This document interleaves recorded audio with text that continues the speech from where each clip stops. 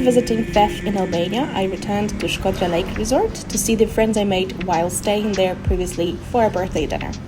Then I kind of circled the Skader Lake, which is the largest lake in the Balkans, and its 2/3 belong to Montenegro, the rest to Albania.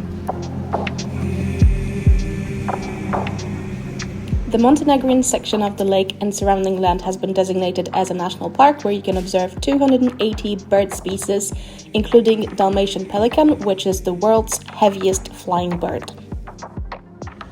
This is the other side of this, this one is Skader Lake. Same as Skader Lake, but on the Montenegro side. Look at this beautiful, beautiful view.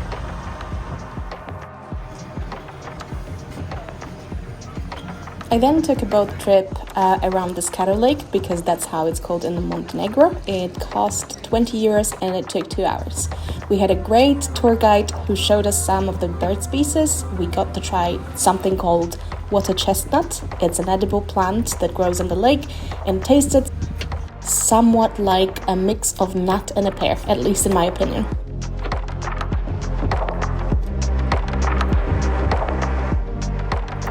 Those who wanted to could also grab the steer of the boat, and of course I had to try and nearly crashed into poor kayakers. No one was hurt, so let's just leave it at that.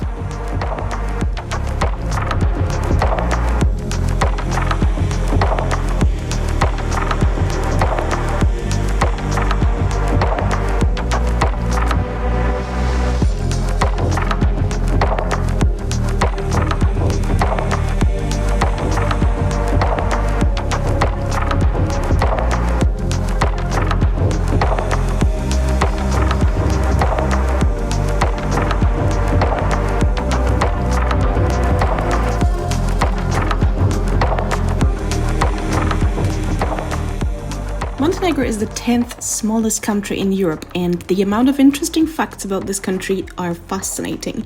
So let me share some with you.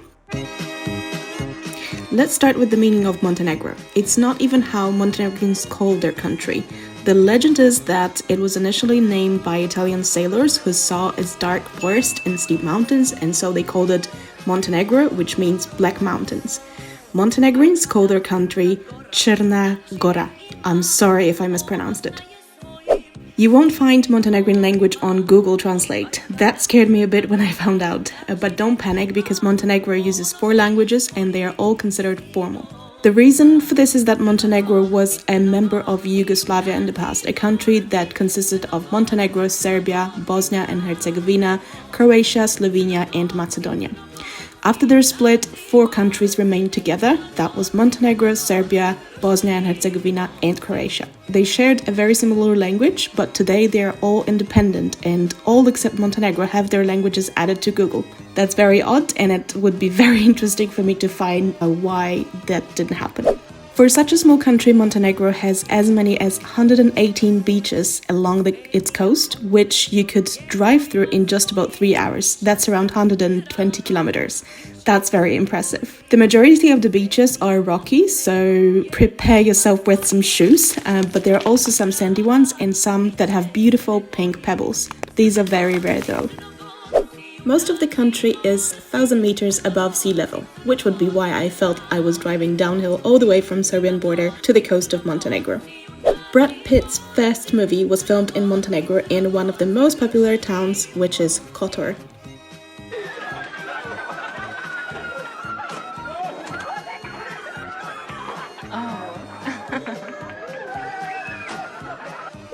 Sveti Stefan, another tourist destination on Montenegro's coast, used to be Marilyn Monroe's favorite place for European holiday.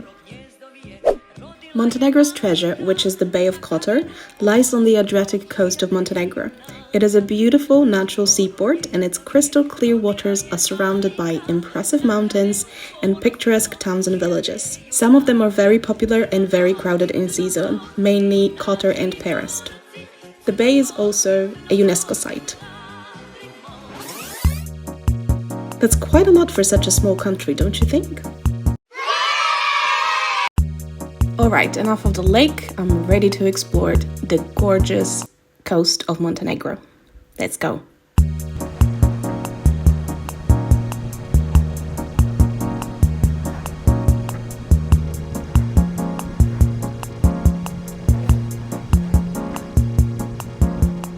The journey alongside the beautiful Montenegrin coast starts in Bar.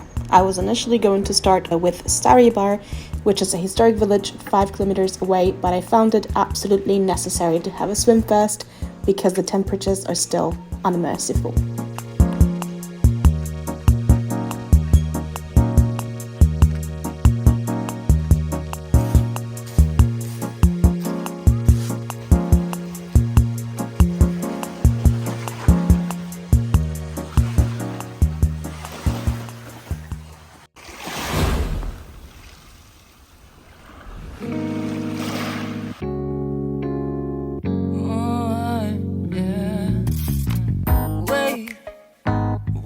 Start the day yet. I just wanna stay, even if we run late. This morning, let's take our time. Everybody needs a break, right? Sometimes I wait for just an hour more. What's the rush? Who's calling? Who's calling? I won't ask for much.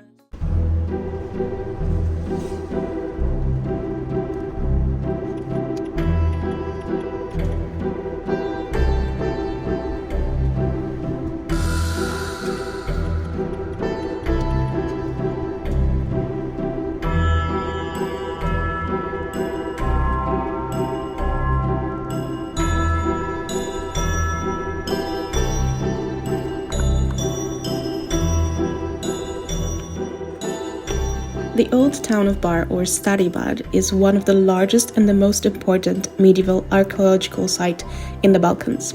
It is settled on the slopes of Mount Rumia, where remains of almost 600 buildings prove the existence of numerous peoples who lived there. Today, Stari Bar is a vibrant village with lots of shops and restaurants serving delicious Balkan food as well as their local produce.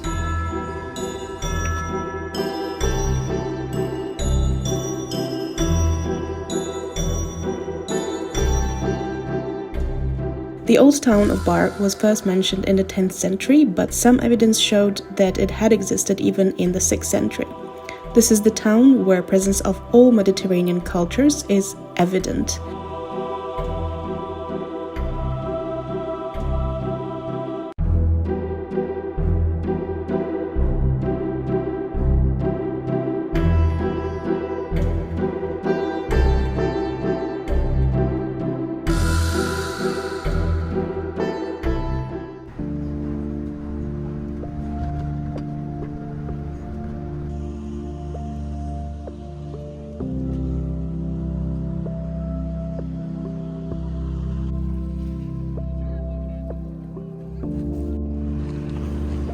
This is my view for tonight.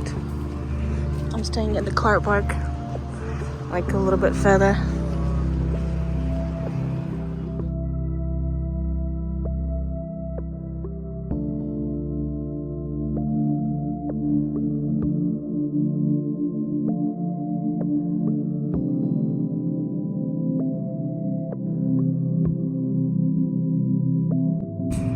I could totally sleep here.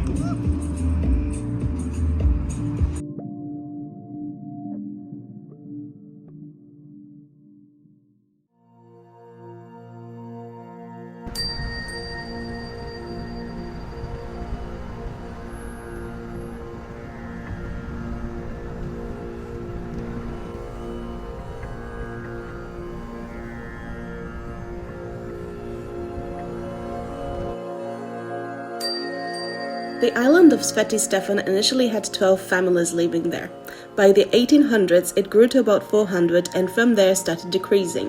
In 1954, the Yugoslav government moved the remaining 20 inhabitants to the mainland and converted the island into a luxury hotel which became popular with such celebrities as Marilyn Monroe, Elizabeth Taylor, Sophie Loren, Princess Margaret, and many more.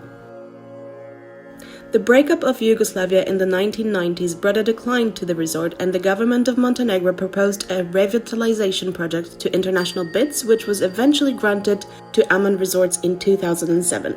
The 5-star hotel has, however, been closed since 2020.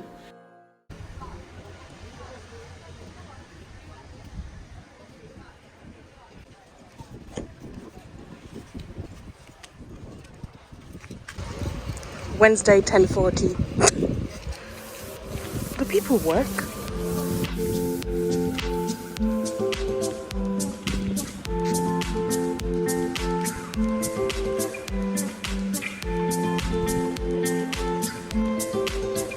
The next day started with breakfast in Petrovac so I could admire its two beautiful islands, Sveta Nedela and Katic.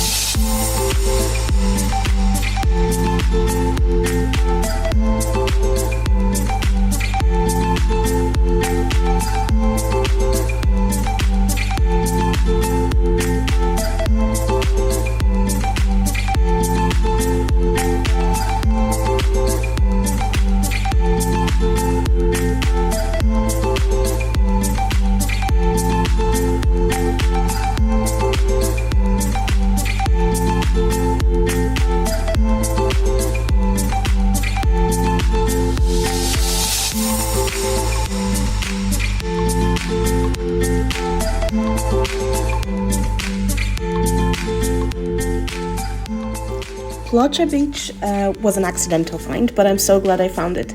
It's a beautiful resort with a pool, restaurant and facilities away from everything. I was able to stay nearby for the night, so I had enough time to do some work, but also rest and recharge.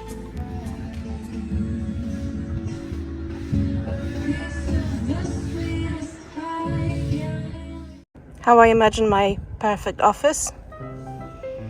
Like that. Of course it won't. There it is. Stunning.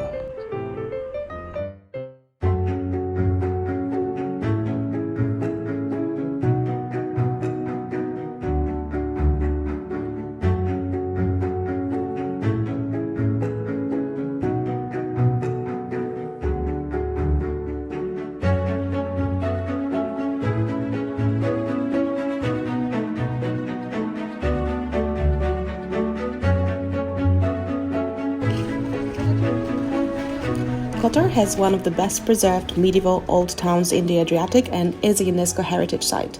Kotor became much more popular since the early 2000s and many tourists arrive by cruise ships. It's one of the most beautiful and historically important towns of Montenegro and sometimes described as the Montenegrin Venice. Kotor is situated within the Bay of Kotor in close proximity to Perast, which is another must-see town of Montenegro.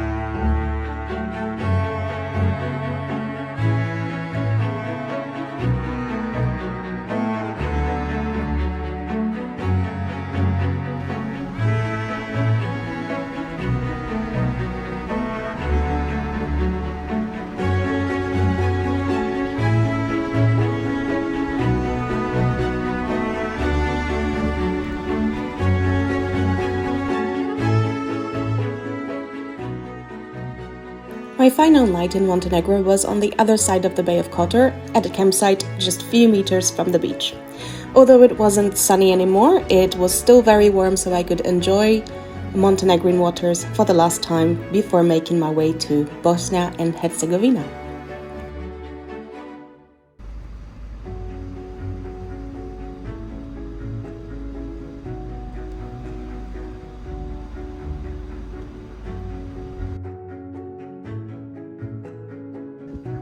Montenegro's Niagara Falls have dried up a bit. That is a shame.